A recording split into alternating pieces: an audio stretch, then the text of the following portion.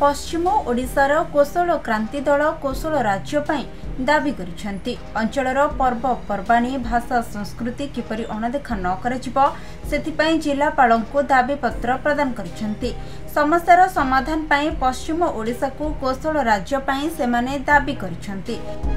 पश्चिम ओडिशार दीर्घ दिनरू अवहेलित शोषितर अनेक दाबी नहीं अंचलर अनेक संगठन अनेक अंचल अनेक जिले में आंदोलन होई आसुछि, किंतु ताहा वृथा होइछि।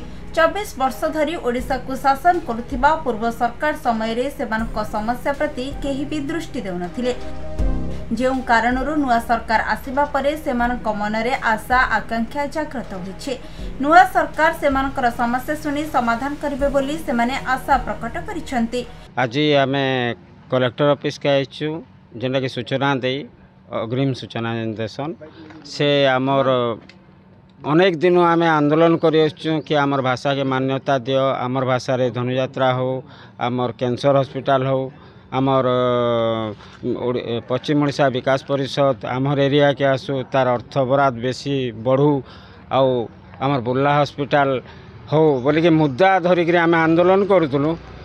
आम अथा हो गलु ना आंदोलन कर मुद्दा हिसाब या मुद्दा विहीन सबू बेमार गोटे उस कोशल राज्य दाबी नहीं करी आम एबा 22 मंगलवार दिन हल्दीपाली बरगढ़ बीर छगनु आम आमरण अनशन करवार के जाऊँ।